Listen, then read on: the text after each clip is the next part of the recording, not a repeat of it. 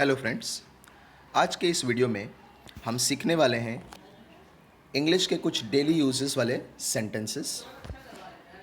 तो इससे पहले कि हम वीडियो को शुरू करें, जल्दी से जाके चैनल को सब्सक्राइब करें एंड बेल आइकन को प्रेस करना बिल्कुल भी ना भूलें।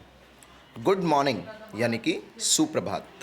जब हमें कोई सुबह के टाइम पर मिलता है तो जैसे कि हम हिंदी में उसे नमस्कार कहते हैं या सुप्रभात कहते हैं, यानी कि आपका सुबह मॉर्निंग जो है वो अच्छा बीते, उसी तरीके से हम इंग्लिश में उसे गुड मॉर्निंग कहते हैं।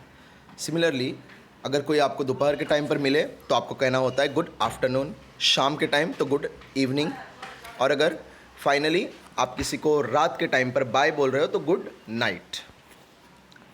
नेक्स्ट है good day to you sir.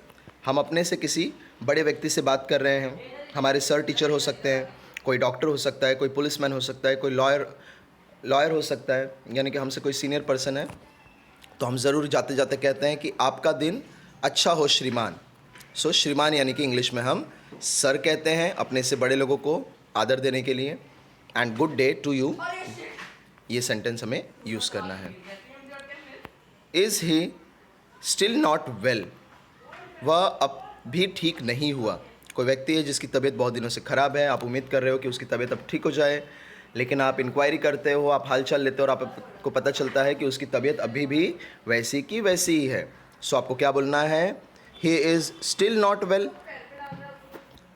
अगला सेंटेंस हम देखेंगे, मैं तुम्हें जल्द ही पकड़ लूँगा। अब पकड़ना यानी कि कैच करना, एंड जल्द ही यानी कि soon. So that sentence will be I will catch you soon. Next sentence है कृपया मुझे अपना हाथ दें। आप कहीं कुछ क्रॉस कर रहे हैं एंड क्रॉस करते करते आपको किसी की सहारा की ज़रूरत है, आपका कोई फ्रेंड आसपास है, तो you can tell him please please, यानी कि हम यहाँ रिक्वेस्ट कर रहे हैं उस पर्सन से, give me your hand. Hand यानी कि हाथ, यानी कि आपको सहारे की ज़रूरत है। नेक्स्ट है यह कोई मजाक नहीं है। मजाक यानी कि जोक। तो आप कोई सीरियस बात कर रहे हैं, आपका कोई फ्रेंड है जो उस बात का मजाक उड़ा रहा है और आप उसे सीरियसली प्रेजेंट करना चाहते हैं, तो सिंपली आपको क्या कहना है? This is not a joke, यानी कि आप इस बात को गंभीरता से लें। अगला सेंटेंस नॉर्मल हालचाल पूछने वाला सेंटेंस है, आप कैसे हैं, यानी कि हाउ आर यू। बाद में बात करते हैं, आप किसी से फ़ोन पर बात कर रहे हैं या कोई पर्सन आपसे मिला है, आप 1 to 1 उससे बात कर रहे हो और इतने में आपको जाना पड़ रहा है, तो आप उस व्यक्ति को जाते जाते कहते हो टॉक टू यू लेटर, यानी कि कभी और बात करेंगे या बाद में बात करते हैं। आपसे कोई गलती हो जाती है, किसी तरीके की मिस्टेक हो जाता है और आप माफ़ी मांगते हो, सो मुझे खेद है, यानी कि I am sorry. Next sentence, आपका क्या मतलब है। सपोज़ आप किसी से बात कर रहे हो, किसी बात का मतलब आपको समझ में नहीं आया या कोई आपसे बदतमीज़ी से बात कर रहा है, नीचा दिखाने की कोशिश कर रहा है, तो यहाँ पर आप सवाल कर सकते हो व्हाट डू यू मीन, यानी कि तुम्हारा मतलब क्या है, तुम कहना क्या चाहते हो। नेक्स्ट, मेरी आंखों से दूर हो जाओ। आप किसी के ऊपर क्रोधित हो और आप उसे क्रोध में कहते हो कि मेरे नज़रों से, मेरे आंखों के सामने से दूर हो जाओ, यानी कि इंग्लिश में आपको कहना है get out of my sight. Sight यानी कि नज़र। नेक्स्ट, कृपया मुझे अपना हाथ दे, please give me your hand. मुझे कुछ समझा नहीं। आप किसी लेक्चर में बैठे हो, आप किसी व्यक्ति से बात कर रहे हो और वो कोई ऐसी बात कर रहे हैं जो आपको बिल्कुल पल्ले नहीं पड़ रहा, यानी कि बिल्कुल भी आपको समझ में नहीं आ रहा। सो समझ ना आना, समझना यानी कि अंडरस्टैंड, एंड नहीं यानी कि not. So I did not understand. अब बहुत सारे लोग हम में से इसे प्रोनाउंस करते हैं अंडरस्टैंड, बट इसे स्प्लिट करके नहीं, ये एक तरीके का कंपाउंड सेंटेंस, कंपाउंड वर्ड है। कंपाउंड वर्ड यानी कि जब हम दो शब्दों को मिला करके एक नया शब्द बनाते हैं तो कंपाउंड सेंटेंस, कंपाउंड वर्ड हो जाता है। अब चूंकि कंपाउंड वर्ड है तो उसका प्रोनाउंसिएशन भी उसी अकॉर्डिंग चेंज होगा, तो इसे अंडरस्टैंड ना पढ़ के अंडरस्टैंड इसे पढ़ा जाएगा। सो आपको इस चीज़ का ध्यान देना होगा। अगला है मैं आज थका हुआ महसूस कर रहा हूँ। अब थका यानी कि टायर्ड, महसूस यानी कि feeling. So simply you have to say, आपका दिन काफ़ी थकान भरा, काफ़ी काम भरा गया है, तो सिंपली यू हैव टू से I am feeling tired today.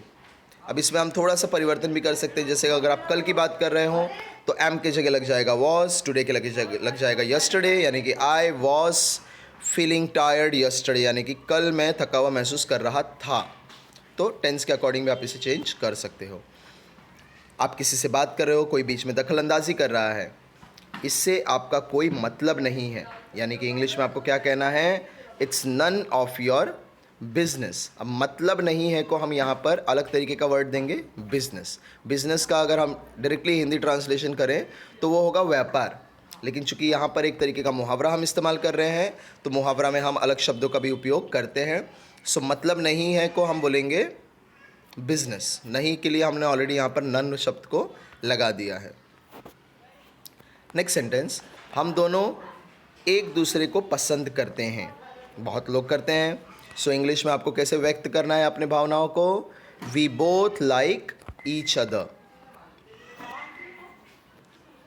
जल्दी आओ, आप किसी को आवाज़ दे रहे हो, पुकार रहे हो, बुला रहे हो, तो उस व्यक्ति को आपको कहना है कम क्विकली। अब कम यानी कि आओ, जल्दी यानी कि quickly. Talk to you later, बाद में बात करते हैं। आपका बहुत बहुत धन्यवाद। सो धन्यवाद मीन्स थैंक, बहुत बहुत यानी कि वेरी मच, आपका यानी कि you. So thank you very much. What is your problem, यानी कि आपकी समस्या क्या है। कोई आपको तंग कर रहा है या कोई अपनी परेशानी लेकर के आपके सामने आया है तो आप उस व्यक्ति से पूछ सकते हैं what is your problem. Problem यानी कि समस्या। क्या मैं आपसे कोई बात पूछूं।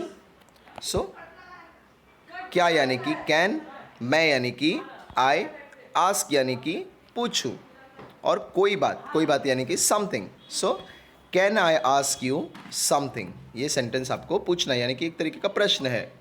आपसे मिलकर अच्छा लगा। अब मिलना यानी कि मीटिंग, आपसे यानी कि यू, अच्छा लगना यानी कि nice. So it was nice meeting you. So ये थे इंग्लिश के कुछ कॉमन सेंटेंसेस जिसका इस्तेमाल करके आप अपने इंग्लिश को बिल्कुल भी फ्लुएंट बना सकते हैं। बस यहाँ से सेंटेंसेस को आपको अच्छे से पढ़कर, सुनकर और इसे प्रैक्टिस करनी है बार बार बोल करके, जिससे कि आप जब इन सेंटेंसेस को अच्छे से याद कर लोगे, हिंदी सेंटेंसेस को रिप्लेस करके, तो आप काफ़ी आसानी से इंग्लिश को बोल पाओगे। वीडियो अगर आपको पसंद आया हो तो लाइक बटन को हिट करना बिल्कुल भी ना भूलें। Thanks for watching the video and channel के साथ बने रहिए ऐसे ही और भी वीडियोज़ के लिए।